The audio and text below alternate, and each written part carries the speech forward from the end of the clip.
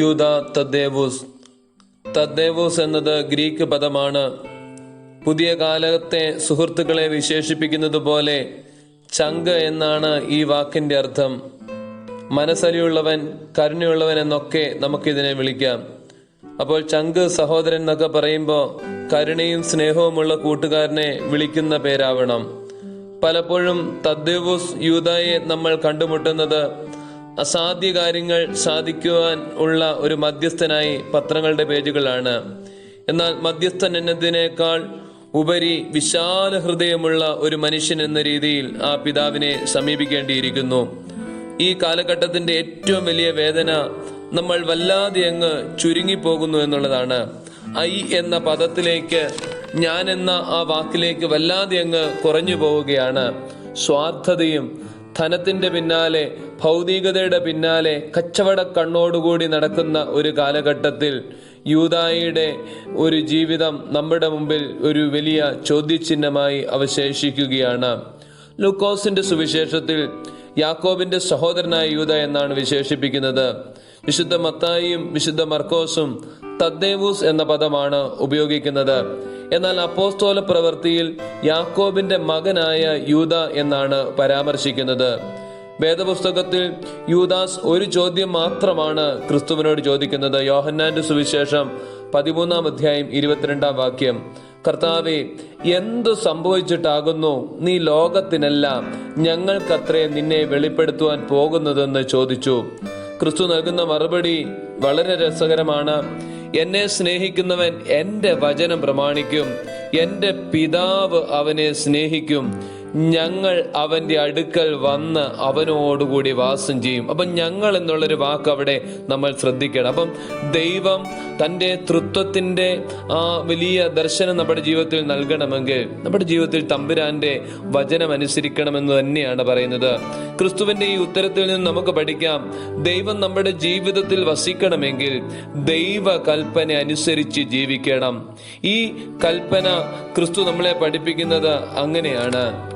ദൈവത്തെയും മനുഷ്യരെയും സ്നേഹിക്കുക എന്നുള്ളതാണ്. ദൈവസ്നേഹി തികഞ്ഞ മനുഷ്യസ്നേഹിയാകണം. അതുകൊണ്ട് തന്നെ തദ്ദേവൂസ് എന്ന പേര് യൂദായ്ക്ക് ചേർന്നത് തന്നെയാണ്. ആത്മീകതയുടെ പേരിൽ അത്ഭുതങ്ങളും ആൾക്കൂട്ടങ്ങളും സൃഷ്ടിക്കുന്ന പുതിയ കാലഘട്ടത്തിൽ ആർഭാടവും അഹങ്കാരവും ധനസമ്പാദ്യവും ആണ് ആത്മീകത എന്ന് തെറ്റായി ചിലരെങ്കിലും ചിന്തിച്ചുകൊണ്ടിരിക്കുകയാണ്. പക്ഷെ ക്രിസ്തു പഠിപ്പിക്കുന്നത് സ്നേഹവും കരുണയും സഹാനുഭൂതിയും നിറഞ്ഞവനാണ് ആത്മീകനെന്നാണ്. യൂദായുടേതായി ഒരു ലേഖനമുണ്ട്. അതിന്റെ തുടക്കം തന്നെ കരുണയും സമാധാനവും സ്നേഹവും വർദ്ധിക്കട്ടെ എന്ന ആഹ്വാനത്തിലാണ്. അപ്പൊ ജീവിതത്തിൽ നമ്മൾ പ്രാർത്ഥിക്കേണ്ടുന്നത്, ദൈവമേ, എന്നെ കരുണയുള്ളവനാക്കണമേ, സമാധാനമുള്ളവനാക്കണമേ, സ്നേഹമുള്ളവനാക്കണമേ എന്നാണ് എന്ന് യൂദായുടെ ലേഖനം പഠിപ്പിക്കുന്നു.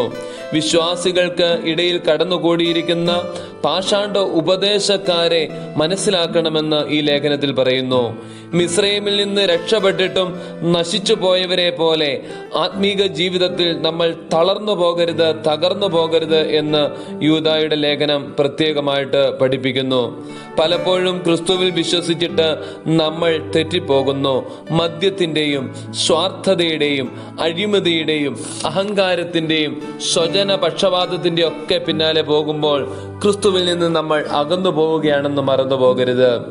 വീണ്ടും, എന്നാൽ മോശ മരിച്ചതിന് ശേഷം പിശാച് അവന്റെ ദേഹത്തെ കൂടി സ്വന്തമാക്കുവാൻ ശ്രമിക്കുമ്പോൾ മിഖായേൽ മാലാഖ വന്ന് മോശയുടെ ശരീരം പിശാചിനോട് തർക്കിച്ചു വാങ്ങിക്കുന്ന കാര്യം യൂദായുടെ ലേഖനത്തിൽ മാത്രമേ ഉള്ളൂ. അവിടെ പറയുന്നു, പിശാചിനോട് ദൈവവചനത്തിൽ നിന്ന് മിഖായേൽ പറയുകയാണ്, കർത്താവ് ഭർസിക്കട്ടെ എന്ന് പറയുകയാണ്. ഒരു മരണാനന്തര ജീവിതത്തെ പറ്റി, പ്രത്യേകിച്ച് കാവൽ മാലാഖമാരുടെ സംരക്ഷണത്തെ പറ്റിയൊക്കെ പ്രത്യേകമായിട്ട് ഈ വാക്യങ്ങളിൽ നിന്ന് നമുക്ക് മനസ്സിലാക്കുവാൻ സാധിക്കും.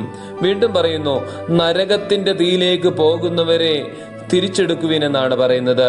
പരിശുദ്ധാത്മാവിൽ പ്രാർത്ഥിച്ച് സ്നേഹത്തോടെ വീണുപോയവരെ തിരികെ സഭയിലേക്ക് കൊണ്ടുവരണമെന്ന് പഠിപ്പിക്കുകയാണ്. വീണ്ടും പറയുന്നു, നിങ്ങളുടെ വിശുദ്ധിയിൽ അഹങ്കരിച്ച് വീണു പോകരുത് എന്നുകൂടി ഓർപ്പിക്കുകയാണ്. പലപ്പോഴും ആത്മീക ജീവിതത്തിൽ ഇന്ന് സംഭവിക്കുന്ന ഏറ്റവും വലിയ ഒരു പ്രശ്നമാണ്, കുറെയൊക്കെ ആത്മീകരായി കഴിയുമ്പോൾ അഹങ്കരിച്ചങ്ങ് വീണു പോവുകയാണ്. അതൊരിക്കലും ഉണ്ടാകരുത് എന്ന് യൂദായുടെ ലേഖനത്തിൽ വ്യക്തമായിട്ട് പറയുന്നു.